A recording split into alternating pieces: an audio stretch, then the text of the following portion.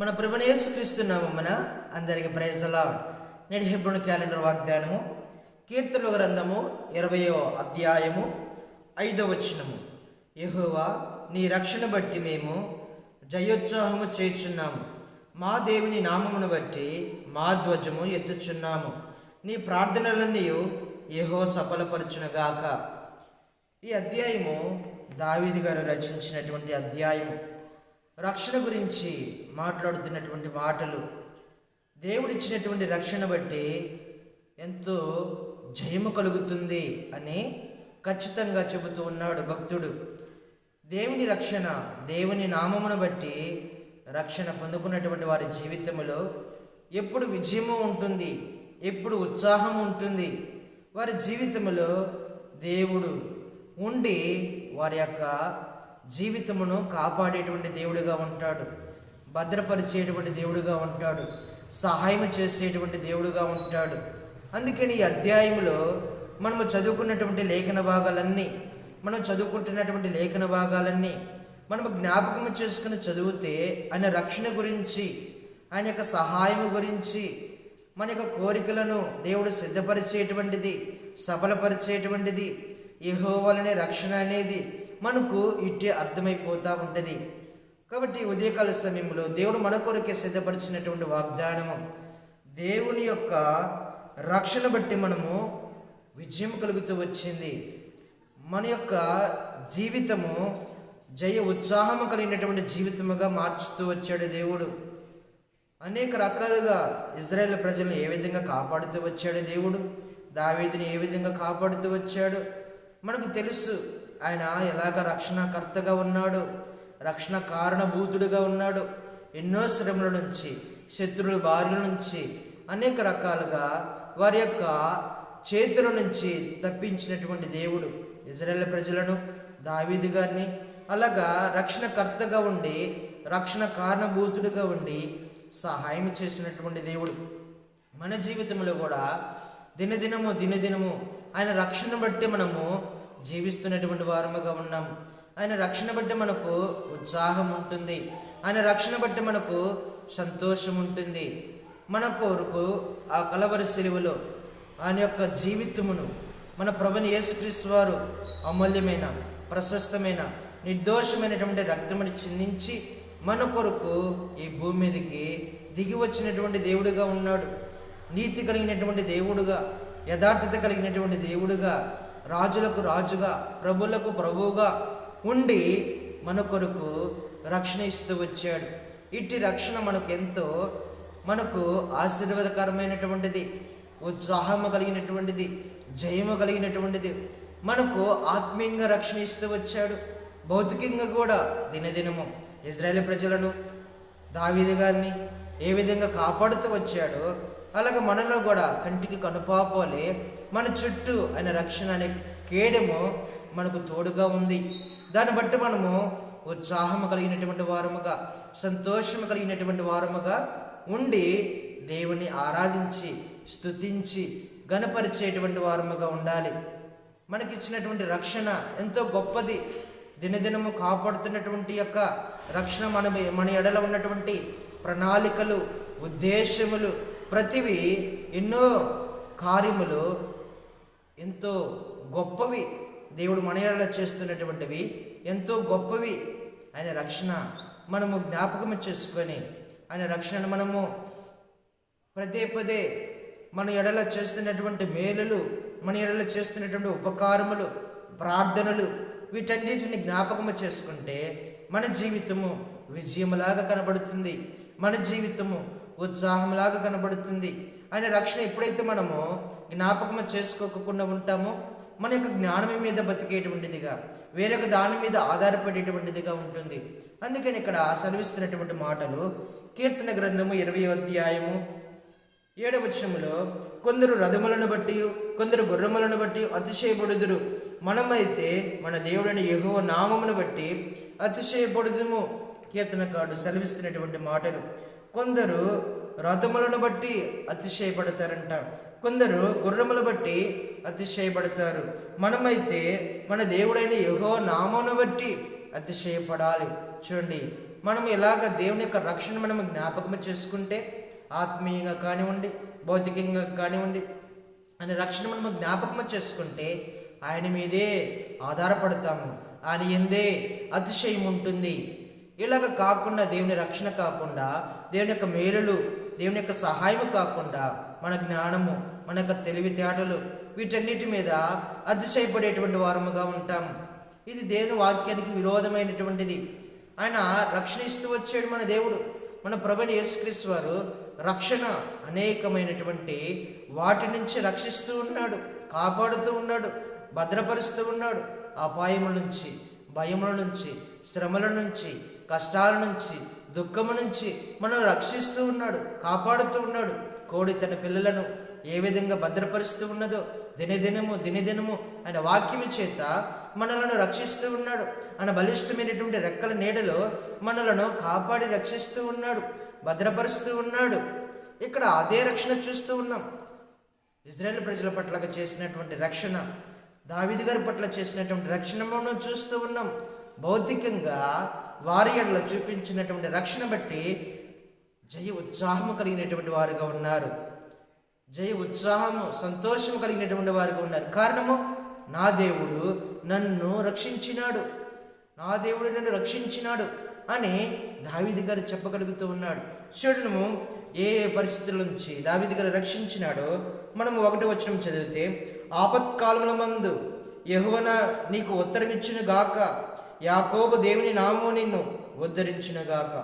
ఆపత్కాలమందు యెహోవా నీకు ఉత్తరమిచ్చును గాక. దేని నుండి రక్షిస్తూ వచ్చాడు?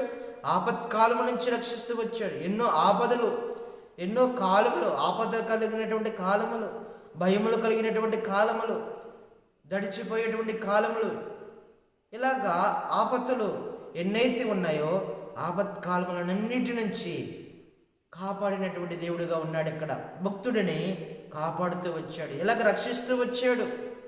అందుకు విజయోత్సాహం కలిగినటువంటి వారుగా ఉన్నారు. తర్వాత చూస్తే, యాకోబు దేవుని నామమును నేను ఉద్ధరించునుగాక, పరిశుద్ధ స్థలముల నుండి ఆయన నీకు సహాయం చేయనుగాక, సియోనుల నిన్ను ఆదుకొనుగాక. పరిశుద్ధ స్థలముల నుంచి భక్తుడిని రక్షిస్తూ ఉన్నాడు, సహాయం చేస్తూ ఉన్నాడు, ఆపత్కాలం నుంచి రక్షిస్తూ వచ్చాడు. పరిశుద్ధ స్థలముల నుంచి యాకోబును ఏ విధంగా రక్షిస్తూ వచ్చాడో అలాగా తన యొక్క జీవితమును రక్షిస్తూ వచ్చాడని, సహాయం చేస్తూ వచ్చాడని చెప్పగలుగుతూ ఉన్నాడు. తర్వాత చూస్తే, ఆయన నీ నైవేద్యములన్నిటిని జ్ఞాపకము చేసుకునుగాక, నీ దహన బలులను అంగీకరించునుగాక, నీ కోరికను సిద్ధింపచేసి నీ ఆలోచన యావత్తు సఫలపరచునుగాక. వీటన్నిటి నుంచి కాపాడుతూ వచ్చాడు. మనకున్నటువంటి కోరికలైతే ఏవైతే ఉంటాయో, మనకైతే ఏమైతే ఉంటుందో వాటన్నిటి యొక్క కోరికలను సఫలం చేస్తూ వచ్చాడు. రక్షించడము, మనకు సఫలం చేయడం అంటే రక్షించడమే, మరి వేరొకటి కాదు.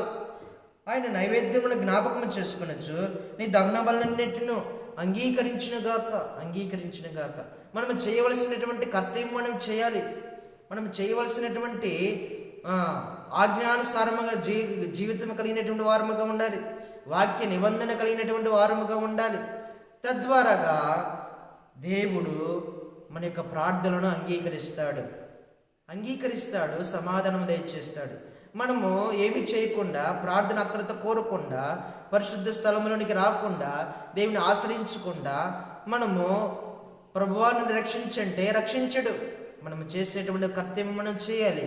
ప్రార్థనలు ఉండాలి, నైవేద్యములు అర్పించేది, దానబలులు అర్పించేది, అంటే దేవునికి సంబంధించినటువంటిది ఏదైతే ఉంటుందో, మన బలిపీఠానికి సంబంధించినటువంటిది వాక్యము, ప్రార్థన, పరిచర్య, దేవుని మందిరాన్ని ప్రేమించడము, దేవుని సహవాసములు, కూటములు, అనేకమైనటువంటి వాటిలో పాల్గొని ఆత్మీయంగా ఎదిగేటువంటి విషయములో ఉంటే మనలను అంగీకరించి మనకు రక్షణ దయచేస్తాడు. మన చుట్టూ రక్షణ దుర్గముగా ఉంటాడు, కోటగా ఉంటాడు, కావదలనిస్తాడు. రక్షణ అనే కోటలో మనలను భద్రమ చేస్తాడు.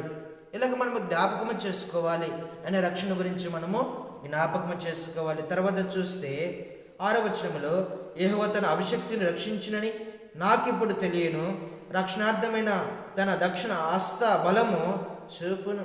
ప్రభువు యేసుక్రీస్తు వారి గురించినటువంటి మాటలు రక్షణార్థమైన తన దక్షిణాస్త బలమును చూపును. తన అభిషక్తుని రక్షించినని నాకిప్పుడు తెలియను అని అంటూ ఉన్నాడు. రక్షణార్థమైనటువంటి తన దక్షిణ బలమును చూపిస్తూ ఉన్నాడు. రక్షణార్థమైనటువంటి దక్షిణ బలమును మన ఎడల చూపిస్తూ ఉన్నాడు. అందుకేనేమంటాడు, యుద్ధము యెహోవాదే, నా బలము, నా కోట, నా ఆశ్రయ దుర్గము, అన్నీ నా దేవుడే అని చెబుతూ ఉన్నాడు. అలాంటి బలమే రక్షణార్థమైనటువంటి దక్షిణ హస్తబలము దేవుడు చూపిస్తూ ఉన్నాడంట.